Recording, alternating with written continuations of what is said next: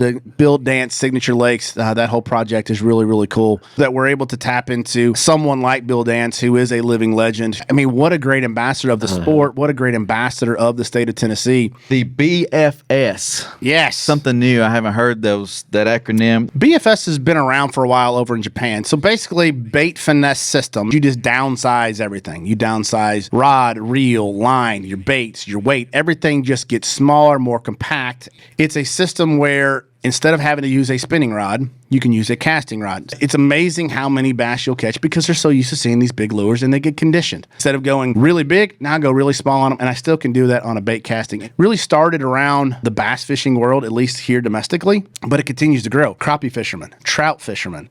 On a bait casting. I am embarrassing with a spinning rod. I do not mind openly admitting I am horrible with one. But now I get the precision casting of a bait caster on these ultra finesse baits. Absolutely fantastic.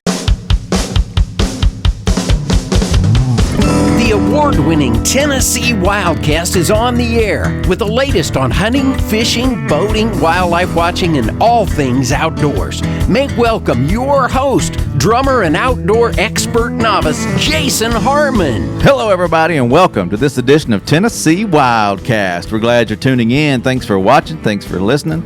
I got another great show lined up for you today. Mr. Don King helping co-host. Yes, you bet, Jason. Hey, you want to do the radio shout-out while we're at it? Well, we're on it here. WMOD in Bolivar, Tennessee.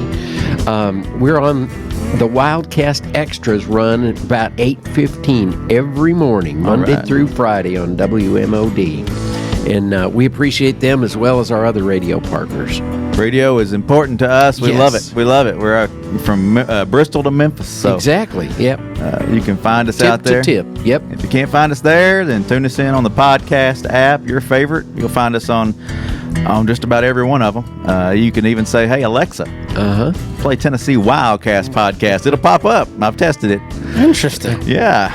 But anyway, go find us, go watch us, go listen, and you might see this guy, Jason Holland. Yeah. I am glad to be back. Hey, glad you're here. Yeah, I had a good time last time. Hopefully, everybody learned some stuff. I know I do every time I come on here and have conversations.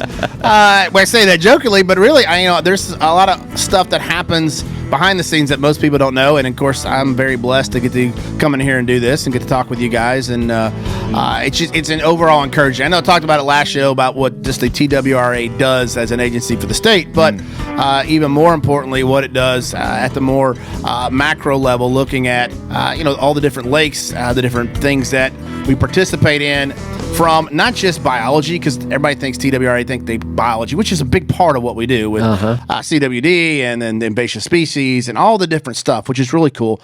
But there's so much more that goes on, and instead of in conjunction with all that piece happening, and so that's really, really cool to see. You mentioned some of the big ones, but when people think of the agency, they think of our law enforcement. We write tickets for hunting over bait or shooting a deer out of season or catching the wrong fish, too many fish, whatever it may be. But we're more than that. Yeah. We're those biologists, like you said, and the technicians on the ground planting and making things better on our WMAs and just, all that stuff. So yeah, it's extremely important of all the different pieces that go to it. Now, I didn't even go to the law enforcement piece because what I've learned over the years of being like, if you don't do things wrong, you really don't have to worry about, law enforcement or, agency enforcement. But do the right thing, you ain't got to worry about it. But it is cool to see all the different things that we're doing. Of course, I know being a fisherman and being on that side of it, the Build Dance Signature Lakes, that whole project is really, really cool. Coming off the Bassmaster Classic with the full booth there. It was really great to see. And it's so cool that we're able to tap into someone like Bill Dance, who is a living legend, who is so intricately involved with the sport of fishing. He's synonymous across the world. Right. And, of course, that Power T orange hat gives us a lot of pride. But that helps. it makes me, every time I see it, a little bit happier. But it's cool to see what the agency is doing and tapping into that.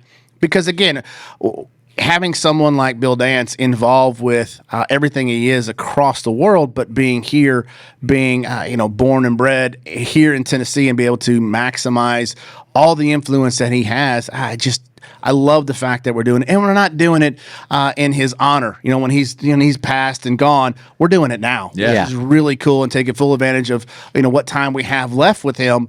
And I mean, what a great ambassador of the sport! What a great ambassador of the state of Tennessee. And it's just really cool to see what we're doing from there. And then with what that foundation or what that group is doing to come in and make the improvements to, the state park lakes, to the family fishing, all the stuff that's doing from habitat, from access, all of those pieces. It's cool as I get to enjoy. My family gets to enjoy. Hopefully my grandkids, and it goes on. And that legacy that he has left, or he is going to leave for all of us. But the fact that Tennessee is taking it and trying to make it happen, getting him involved and getting his input, we're blessed. We truly, truly are blessed. And there's so many states that would love to have that type of opportunity. We're just blessed that we raised the greatest fisherman maybe of all time. Yeah. Bill Dance. Hey, I mean, you're speaking of recognizable icons, Dolly Parton, Elvis Presley, and Bill Dance. They're right there together. Seriously, they've done polls and done research to find that Bill is right up there. Yeah. Sainthood. Yeah. I mean, I feel like it's close to sainthood. But it is really cool to see what all that is happening and what all it's. More importantly, that legacy that is being built for someone that deserves it. And for, again, all the influence that he's put into the overall sport of bass fishing, or fishing in general. Yes. I say bass fishing is just the vertical that I live in, but just fishing as a whole and get people out there. It's, we're very blessed that he's been able to be involved with it. Really cool to see. Well, go to BillDanceSignatureLakes.com and check that out. There's a lot of information there about the work that's being done. Like Jason said, some of the lakes and stuff are getting more improvements, just access type improvements, but then our fishing lakes are getting more habitat, and some of the state lakes like Fall Creek Falls, they're getting some feeder. They got some feeder things they're trying to work in, and habitat they're working in. So all across the board, a lot is happening, and you'll find that in the fishing guide as well. That first couple of pages, all the what's new, kind of highlighting the regulations and some of the changes that are happening on our state lakes and family fishing lakes, et cetera, et cetera. So,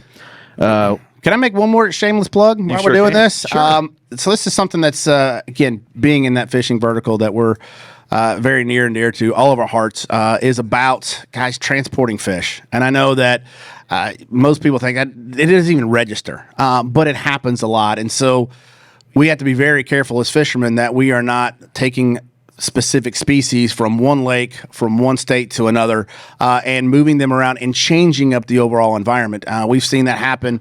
Of course, again, I live here in Nashville, so on Kentucky Lake, Barkley Lake quite a bit. We saw what the whole invasive species have done there. And those lakes are on the rebound. TWRA and a lot of groups have put a lot of time, effort, resources, funds into tagging, research. Getting that back into just overall where it was before and dealing with the problem. And I always want to come in and bang the drum of make sure that fishermen are not making that problem even worse or adding to that problem of moving fish. There's very specific reasons why fish are where they're at, the way they're managed, the way that they are. And when we take it upon ourselves to think that we know better than the trained biologist, that we want to move fish, from here to there, moving around, and not just the predatory fish such as bass and those type of things, but moving just the forage fish around, moving invasive species of grass around, and so. I like to get on my soapbox a lot, and I get a lot of mixed comments about it, and that's fine. But at the end of the day, there's a reason why the fish are where they're at. Yeah. There's a reason why they're managed the way that they're managed. And ultimately, we do not have the overall knowledge to be, quote unquote, biologists and taking fish from this lake to that lake, from this creek to that creek, this river to that river. Because all it takes is one small spark can turn around and completely decimate a great, fantastic fishery because some of us decided that we think we know what we're doing. So exactly. I'm very candid about that, and I'm okay with that because, again, we need to leave it to the scientists. Whether we agree, disagree, it doesn't matter. It's not our position, our job to get in and start moving around because we can make a wrong decision, be a catalyst that can absolutely destroy an overall fisheries, and we spend a lot of time, effort, money, and we love them, and we protect them. That's why we keep them clean. That's why we do all the things that we do to protect these fisheries because we love them. and then we go out and we move fish around. And so just don't do it. Our guys put a lot of information, a lot of research into these fish and the reasons why. Right. It's not just a willy-nilly decision to put a fish here or there. So it's very important. Don't move them. Don't move them. Just enjoy. Yes, go fish. Yeah. Leave it. I'm a firm believer in making it better from when I was there to when I left. I just pick up a cup, pick up some trash, pick up some line. I'm not asking you to go out there and take, your entire church group and clean up a bank, which would be great if you decided to want to do that, and nobody would say no to go clean up trash. But if every person will do a small piece, it makes that whole big problem a whole lot easier. It's that whole elephant, how you eat an elephant a bite at a time kind of thing. And so make sure if you see a trash, put it in your pocket. Don't leave trash, but more importantly, don't leave it. Pick up somebody else's that didn't have the courtesy to do it. Yeah. Keep everything clean.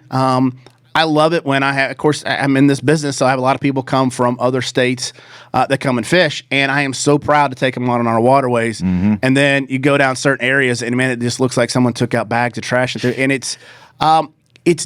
it becomes different. You feel different. You act different when it becomes your own. When you take ownership of it, I promise you, the next time you go fishing and you take ownership of it, and when you look and see, it's going to bother you, and you're going to want to turn around and go pick it up. It becomes yours, and the more that it becomes part of who you are, the more you're going to want to take care of it. The more I want to leave it for my kids and my grandkids, and that's how this whole progress works. So just don't move fish. Clean up after yourself and pick up someone else's trash. It's not hard. Like our friends at the Outdoor Stewards Conservation, they say fill a bag while you fill your tag. So while you're out there fishing, while you're hunting, fill a bag, take it back out with you, throw it away. Wow. Yeah. Look, some marketing genius over there stole my idea. I haven't even voiced my idea yet. Somebody got in my head, but hey, we're going to tag them in the description. So go check them out. Yeah, check them out. But it is important. Just be a good person. Don't be a jerk. Just pick up your trash. Pick up someone else's trash. It's not hard to be a good human. Yeah, just try. Yep. Clean, drain, dry too. Clean, drain, dry. Oh yeah, right. Yeah. All kinds of good marketing pieces here. Well, you guys are welcome. I don't know if anybody knows, they're paying me to do all this. It's strictly a paid advertising gig disguised as a fishing show. Yeah, your check's in the mail. Yeah, sure. I'm kidding. Keep checking that. Keep checking that. Keep checking that mailbox. No, we really appreciate you being here and appreciate the good words you share. I mean, it's exactly what the messages we're trying to get out. And, sometimes folks don't want to listen to our guys, so it's helpful when you help us out a little bit. And it's all true. It's not being made up here. It's not hard. Good stuff. Just be good people. The BFS. Yes. Something new. I haven't heard that acronym. It's the Bait Finesse System. Yeah. So we're going to talk about BFS, and BFS has been around for a while over in Japan. So basically, Bait Finesse System, that's the acronym for the technique, such as a drop shot or fishing a shaky head. The Bait Finesse System, though it is a very long word, it gets broken down to BFS, which is what you typically hear. It's just a way to fish finesse-type actions, finesse-type lures, but you can do it with a casting rod. So, I'll give you some insight. Okay.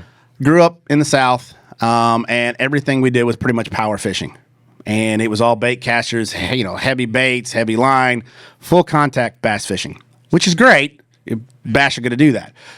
But more times than not, bass they're not going to be in a position where you can power fish them and get as many bites. And so finesse fishing, all that means is you just downsize everything. You downsize rod, reel, line, your baits, your weight. Everything just gets smaller, more compact, and it gives them a not as aggressive approach, which is typically the way that they like to feed. All right, you think of a bass who's eating, and diving into a ball of shad. I mean, it's very natural. It's not a big aggressive. And think about when they're eating a crawdad on a crawfish, whatever you want to call them. It's not a big. It's there. He goes down, sucks it in, eats it. So, what bass fishing has done over the years is say, hey, we want to catch more fish, so we're going to have different spectrums. All right, big, huge baits, big, loud, noisy buzz baits, clacking everywhere, and then you go all the way down to a very small 3 or 4 inch worm that's just sitting there doing nothing. All right, and you got everything in between. Bait Finesse System came from Japan. It's a system where instead of having to use a spinning rod, you can use a casting rod. So going back to what I say, I grew up in The South, everything's bait casting. You'd have 20 bait casting rod and reel setups, and you'd have one spinning rod. Yeah. And that one spinning rod would be in the box just to make you feel better. Like at some point in time, if you needed it, just in case. But you never break Or if it you're out. taking a novice like me, no. Yeah, if you think somebody's going to blow up all your reels, you give it the spinning rod. And it's I could use a bait caster. yeah, it was, but it's strictly, it wound up just being in there. And so what's happened is guys know that they need to be throwing these finesse baits. They need to be throwing smaller line, smaller baits. And so what it's done is allow guys, especially like myself, that don't like necessarily throwing a spinning rod, I now can turn around and I can throw a 16th ounce jig head, like a crappie style jig head on a bait casting rod. There's a lot of science behind it. How do you can throw it on your normal setup now, you just won't get any distance because everything is just too beefed up. Mm-hmm. But you still have to have enough backbone to actually set the hook, right? So there's a lot of in between, got to figure out. So, of course, you guys know I work for Cashin, and Cashin came out back in July of last year at ICAST and really started gaining traction, and now it's becoming one of our bigger sellers, is that we have a 6 foot 10 inch rod that is a medium light and a bait casting rod, which is unheard of. We also, which I have with me here, is a 7 foot long light action bait casting rod, which is pretty much unheard of. And again, this goes all the way from, you can throw a 1/16 all the way up to a 5/16 size bait in a bait casting rod. Oh, wow. Which allows you to throw the drop shot, allows you to throw a shaky head, it allows you to throw really small crankbaits, allows you to throw really small spinner baits, yet you still can get the casting distance, which is super important. That's because exciting. Yeah, if you can go out and throw a little 1/8 ounce jig, but it goes 12 feet, well, I mean, you do it, good job, but you're not going to catch anything. put some more weight on there. Yeah, so it allows you to be able to fish those type of techniques and do it in a bait casting scenario. So here's what's really cool with it. We thought when we released it, hey, this is going to be great. Basically, south of the Mason-Dixon line, guys like me that grew up not throwing a spinning rod, they're going to get it, and we were right. I mean, it has absolutely exploded. But what's been really unique is that we didn't think we'd sell anything in the Midwest. We didn't think we'd sell anything. I say anything, very few, because conversely, you go up north, you go to Michigan, you go in that area, they're 90% spinning, 10% bait casting, right? They throw spinning rods and spinning reels, and they throw light baits. They're fishing for a lot of smallmouth on the Great Lakes, and so they've been using light line and small baits forever. And so we did not think we'd have nearly the adoption rate up there, because why? They don't need it. It just doesn't resonate with them. Where we've been extremely surprised is how much that they actually like it. They throw, and it's not everybody, I don't want to paint with that big of a brush, but we had a lot of feedback we have is from that group is that, hey, we were throwing spinning rods because it's the only option that we had. Mm-hmm. We'd rather throw a bait casting rod. It's more comfortable. You get longer all the different things. And again, everybody has their own theory behind it, so I'm not here to argue either way. But at the end of the day, we're getting a ton of adoption rate up in the areas that are heavy spinning rods because they want to throw a bait casting rod. Yeah. And quite honestly, it's different, right? It's the same thing they've been doing. I've been throwing this bait on this rod and reel for 25 years. My granddad taught me. And they want to try something different. And so BFS, or Bait Finesse Systems, continues to grow Midwest, Southeast, Northeast, and quite honestly, it's huge out in California. And what happened is it's not really started around the bass fishing world, at least here domestically, but it continues to grow. Crappie fishermen, trout fishermen. On a bait caster. On a bait caster. Anybody throwing one of those small baits, they can throw it on a bait caster. And we're seeing a lot of individuals across all different type of species pick it up. The crappie fishermen are absolutely loving it. What we found on the crappie fishermen is live scope. Right, so live active sonar on the front of their boat, and they're actually seeing the fish. Garmin came out with it. Now everybody kind of has a active target, live target, a lot of different names for it, but it's forward-facing sonar. Mm-hmm. And what's happened with crappie fishermen is before they'd set out these big spider rigs and they just, they drop on or they troll, right? And what's happened with forward-facing sonar is they actually can see the crappie, vertically. They can see the crappie in some laydowns, and what's happening is they're now actually seeing them and they're casting to them. which has completely changed the game. So now, before they just needed a bunch of cheaper rods because you're just trolling them, it doesn't really matter. Yeah. Now they need rods that will cast. They need rods that are extremely sensitive. They need all the benefits of a more higher quality rod. And so Bait Finesse has completely flipped. Forward-facing sonar was really the catalyst on the crappie side, but Bait Finesse systems are now coming in where they're making casts with it, and they like throwing a bait casting setup. Now, the rod is very important, right? It starts with the rod, but you can't just get the rod and go out and think you're going to be successful using the same old, reel that you use for 20 years. Yeah, that's my question. Yeah, it's got to be a totally different reel in this case, right? It's a totally different reel, or at least a different setup. It had different componentry, right? Because if you've got and I'll get into it here in a second, but you think of a normal size reel, a normal size spool on a reel holds a lot of line. Uh-huh. Well, it takes a lot and tremendous amount of, let's just say torque or overall momentum to get that reel speed because you have so much weight of the line on the spool. So what you have to do is you have to get a very shallow spool, right? So now you're reducing weight and you're reducing drag that makes sense. of all that line, right? So you're getting smaller. You have a very small, shallow spool, so it doesn't take as much momentum to spin the spool. Pull it, yeah. Yeah, so you can get a further cast. That's been one of the biggest benefits of using a spinning reel, right? Because the line is just naturally coming off instead of having to spin a spool like a bait caster. So makes sense. Now what's been really cool is the reel manufacturers have now caught up. And they're making reels. Daiwa's got one. I'm a huge Daiwa fan. I'm not sponsored by them. I get nothing, just so everybody knows. I just like what they do. I like Lew's. Lew's has a very good reel for a very economical price. Lew's does a really good job. Shimano has come out with one, and Cast King. A lot of different companies are now making BFS reels. And it's designed for that real small bait, but to have a shallower spool. So you're going to have a reel set up for it to be successful, ultimately successful. Now, can you go out and make it work? Sure. So a great example. Lew's, this is a pitch and flip reel. It is designed to strictly for not as much line. You're just going to flip it. You're going to pitch it. Yeah. But it makes a great BFS reel because it has an extremely shallow spool. So for guys that may not want to go in and make a full-on investment, take what you got, see if you got something with a shallow spool on it, and make it work. Is it perfect? No. But will it get you by to start seeing if you like it before you turn around and want to spend more money and get a dedicated setup? Yeah, absolutely. So look for something with a shallow spool. That Lew's is a great one. Cast King makes a very price point BFS reel. So for guys that want to turn around and start seeing if they like it, I use it like the Harbor Freight tools mentality. It's my own version. It makes sense in my head. When I say it, Todd, it makes it sound completely stupid. But in my head, it makes a lot of sense. So if there's like a tool that I think, hey, I would like to have this, what I'll do is I'll go buy a very inexpensive one at Harbor Freight and then actually see how much I use it.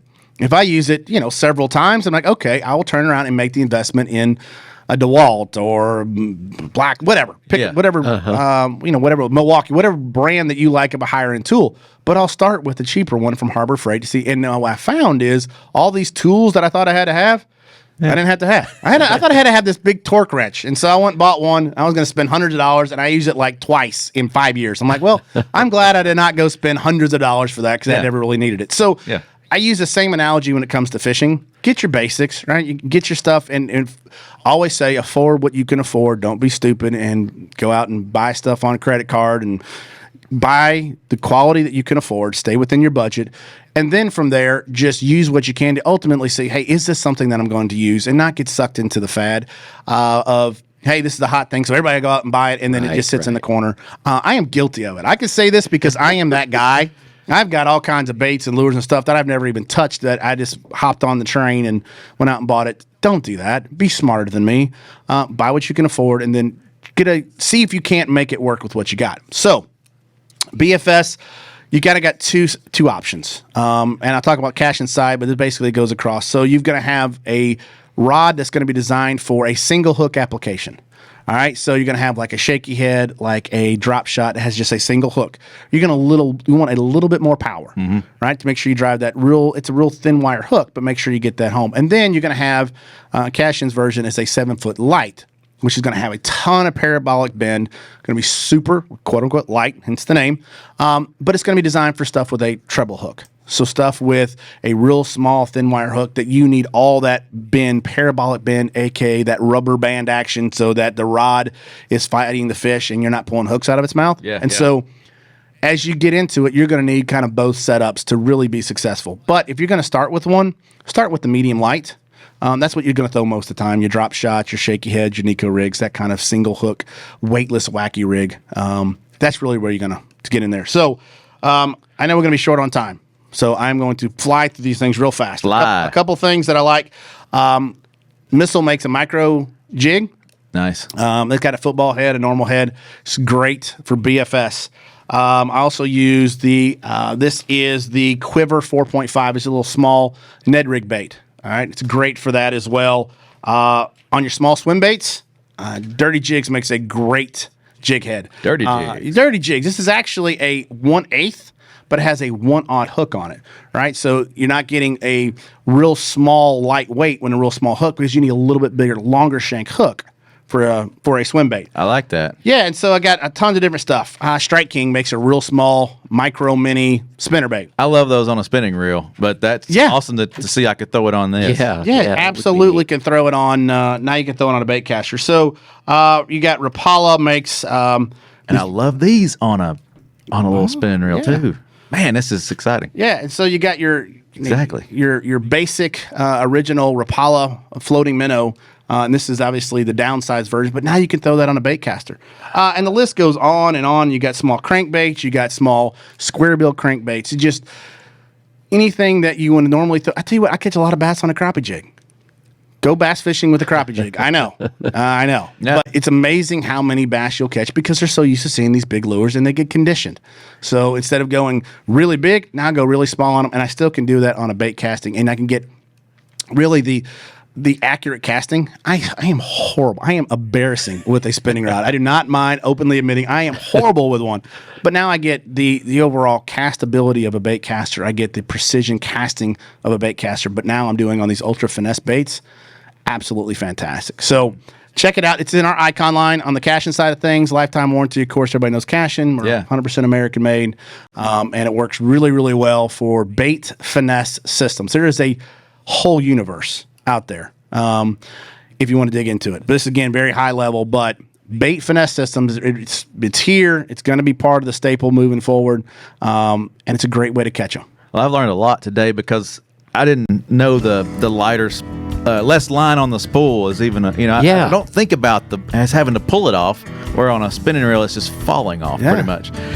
This has been great. Would you use this on a creek? Could you wade fish? Oh, with 1,000%. Yeah, that's what I'm thinking. Dude, you know me, I like to wade fish. Hey, I go down to South Harpeth. Man, when it's warm, not right now, you freeze to death, but when it's warm, it's a great wading bait. And again, I'm still getting all the benefits of a bait caster, and I'm throwing those small lures, and you can catch panfish, you can catch, like I said, trout, you can catch smallmouth, everything in between. I like the idea of being able to sneak up on them with a longer cast, as opposed to having to be right there next to them when you're flipping the spinning reel. There's a ton of options that come with it.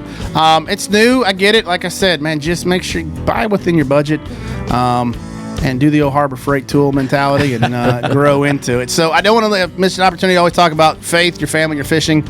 Keep those three your top priority and keep them in that order, and everything will go just a little bit easier for you. So thanks, everybody, for having me. Of course, Todd behind there making me look good. Always enjoy being on the show, and look forward to the next time you guys have me on here, if you do. Yeah, we're going to have you back, that's for sure. As we're getting into hot fishing season, we'll have to have you back with some more tips. I've learned a lot today on this one. This is great. Let's go fishing. What do you say? 1,000%. Let's go. Don, thank you for helping co-host. Thank you guys for watching and listening. We'll see you next time on Tennessee WildCast. Thanks for tuning in. Stay connected with TWRA by visiting our website at tnwildlife.org and follow us on Facebook, Twitter, and Instagram. Hey, it's all about Tennessee wildlife. It's what we do. Tennessee WildCast will be on the air again next week. We'll see you then.